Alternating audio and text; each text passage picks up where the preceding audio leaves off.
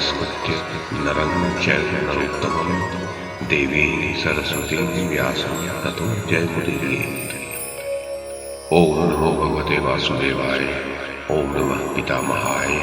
ओम नमः प्रजापतिभ्यः। ओम नमः कृष्णद्वैपायनाय। ओम नमः सर्वविघ्नविनायकेभ्यः।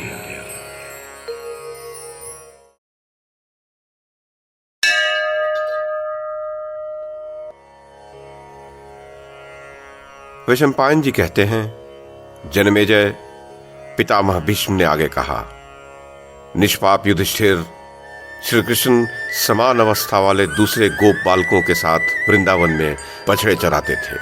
दिन भर खेल कूद करते थे और पहले दिव्य धाम में जाकर जिस प्रकार वे आनंदित होते थे उसी प्रकार वन में आनंद पूर्वक दिन बिताते थे। जब वे गीत गाते उस समय भगवान श्री कृष्ण पत्तों के बाजों के बीच बीच में वेणु, तुम्बी और वीणा बजाया करते थे। इस प्रकार विभिन्न लीलाओं द्वारा श्री कृष्ण गोप बालकों के साथ खेलते थे। भरत नंदन, उस समय बालक श्री कृष्ण ने संपूर्ण भूतों के देखते देखते लोकहित के अनेक कार्य किए। वृंदावन में कदम्ब वन के पास जो हृद था अर्थात कुंड था, उसमें प्रवेश करके उन्होंने कालिये नाग के मस्तक पर नृत्य क्रीड़ा की। फिर सब लोगों के सामने ही कालिये नाग को अन्यत्र जाने का आदेश दे दिया। राजन, तालवन में धेनुक नामक एक भयंकर दैत्य निवास करता था जो गधे का रूप धारण करके रहता था। उस समय वह बलदेव जी के हाथ से मारा गया।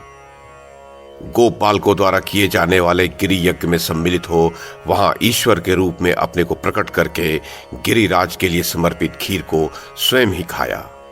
उन्हें देखकर सब गोप भगवत बुद्धि से श्री कृष्ण के उस स्वरूप की ही पूजा करने लगे। गोपालों द्वारा पूजित श्री कृष्ण ने दिव्य रूप धारण किया।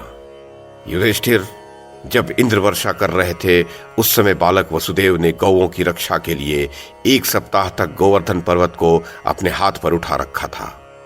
भरत नंदन, उस समय श्री कृष्ण ने खेल खेल में ही अत्यंत दुष्कर कर्म कर डाला जो सब लोगों के लिए अत्यंत अद्भुत सा था। देवाधिदेव इंद्र ने भूतल पर जाकर जब श्री कृष्ण को गोवर्धन धारण किए देखा तब उन्हें बड़ी प्रसन्नता हुई।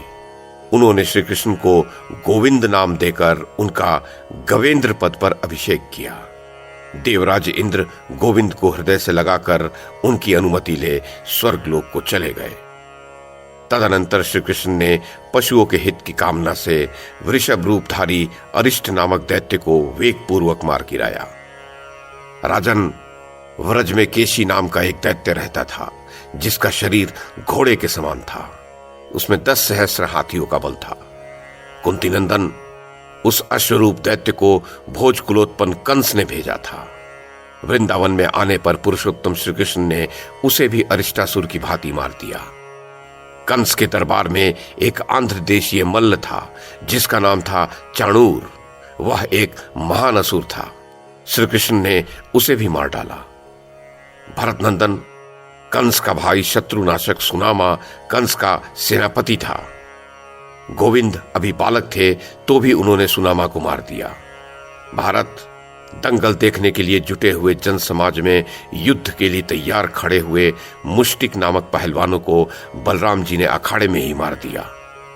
युधिष्ठिर, उस समय श्री कृष्ण ने कंस के मन में भारी भय उत्पन्न कर दिया। हाथियों में श्रेष्ठ कोलिया पीड़ को जो ऐरावत कुल में उत्पन्न हुआ था और श्री कृष्ण को कुचल देना चाहता था, श्री कृष्ण ने कंस के देखते देखते ही उसे मार गिराया। तदोपरांत शत्रुनाशन श्री कृष्ण ने सब लोगों के सामने ही कंस को मारकर उग्रसेन को राजपद पर अभिषिक्त कर दिया।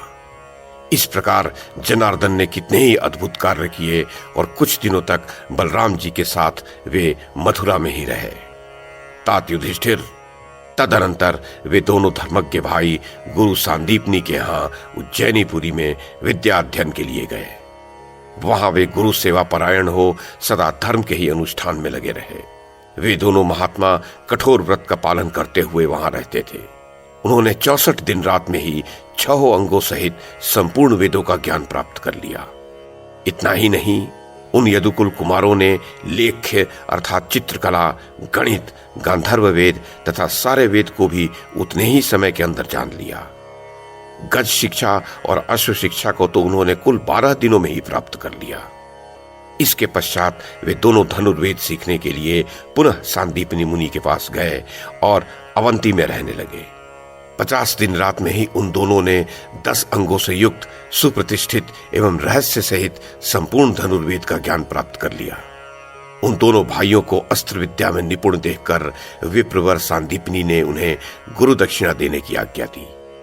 सांदीपनी जी सब विषयों में विद्वान थे। उन्होंने श्री कृष्ण से अपने अभिष्ट मनोरथ की याचना करते हुए कहा, मेरा पुत्र इस समुद्र में नहा रहा था। उस समय तिमी नामक जल जंतु उसे पकड़कर भीतर ले गया और उसके शरीर को खा गया। तुम दोनों का भला हो, मेरे उस मृत पुत्र को जीवित करके यहां ला दो।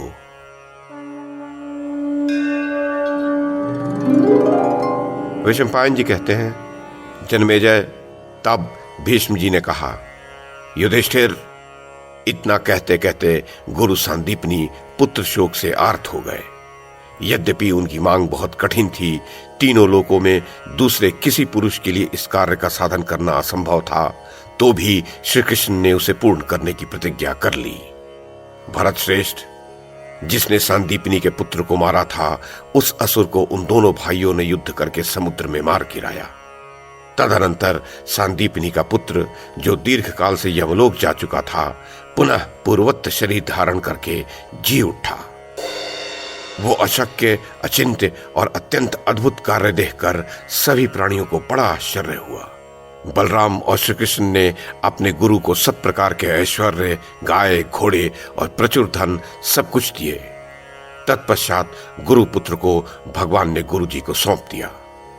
उस पुत्र को आया देख सांदीपनी के नगर के लोग ये मान गए कि श्री कृष्ण के द्वारा यह ऐसा कार्य संपन्न हुआ है जो अन्य सब लोगों के लिए असंभव और अचिंत्य है। भगवान नारायण के सिवा दूसरा ऐसा कौन पुरुष है जो इस अद्भुत कार्य को सोच भी सके?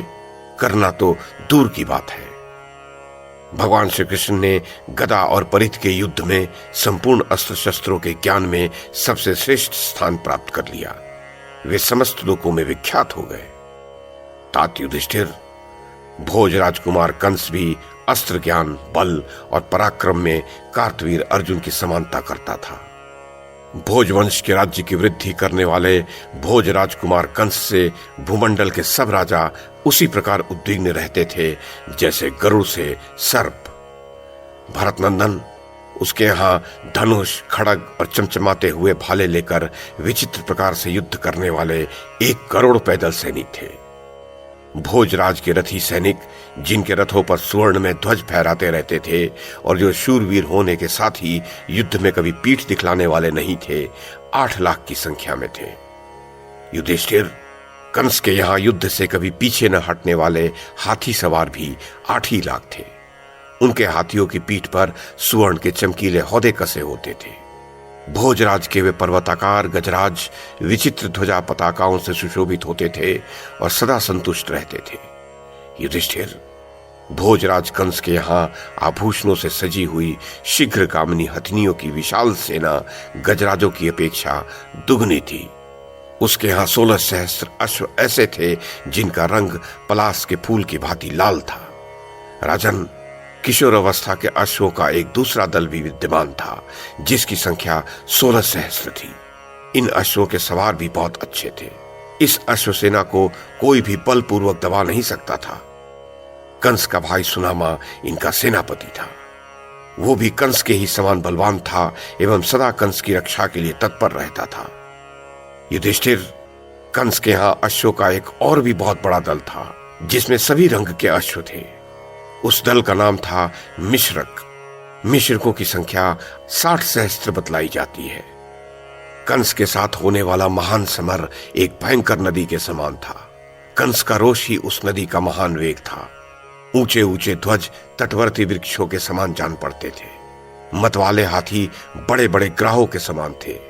वह नदी यमराज की आज्ञा के अधीन होकर चलती थी। अस्त्र शस्त्रों के समूह उसमें फेन का भ्रम उत्पन्न करते थे। सवारों का वेग उसमें महान जल प्रवाह सा प्रतीत होता था। गदा और परिध पाठीन नामक मछलियों के सदृश जान पड़ते थे। नाना प्रकार के कवच सेवार के समान थे। रथ और हाथी उसमें बड़ी बड़ी भंवरों का दृश्य उपस्थित करते थे। नाना प्रकार का रक्त ही कीचड़ का काम करता था। विचित्र धनुष उठती हुई लहरों के समान जान पड़ते थे। रथ और अश्वों का समूह हृद के समान था। योद्धाओं के इधर उधर दौड़ने या बोलने से जो शब्द होता था वही उस भयानक समर सरिता का कलकल नाद था। युधिष्ठिर, भगवान नारायण के सिवा ऐसे कंस को कौन मार सकता था? भारत, जैसे वायु बड़े बड़े मेघों को छिन्न भिन्न कर देती है, उसी प्रकार इन भगवान श्री कृष्ण ने इंद्र के रथ में बैठकर कंस की उपर्युक्त सारी सेनाओं का संहार कर डाला। सभा में विराजमान कंस को मंत्रियों और परिवार के साथ मारकर श्री कृष्ण ने सुहृदों सहित सम्माननीय माता देवकी का समादर किया। जनार्दन ने यशोदा और रोहिणी को भी बारंबार प्रणाम करके उग्रसेन को राजा के पद पर अभिषिक्त किया। उस समय यदुकुल के प्रधान प्रधान पुरुषों ने इंद्र के छोटे भाई भगवान श्री हरि का पूजन किया। तदनंतर पुरुषोत्तम श्री कृष्ण ने समस्त राजाओं के सहित आक्रमण करने वाले राजा जरासंध को सरोवरों या हृदों से सुशोभित यमुना के तट पर परास्त किया।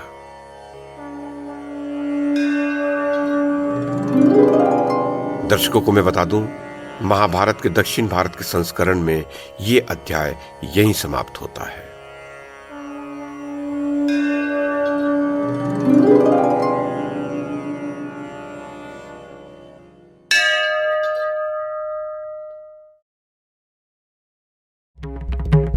YouTube के माध्यम से महाभारत की कथा को एक श्रृंखला के रूप में प्रस्तुत करने का हमारा ये प्रयास यदि आपको सराहनीय लगा हो तो कृपया इस कड़ी को लाइक और शेयर करें, चैनल को सब्सक्राइब करें और बेल आइकन को दबाएं। साथ में अन्य लोगों को भी देखने के लिए प्रेरित करें। धन्यवाद और नमस्कार।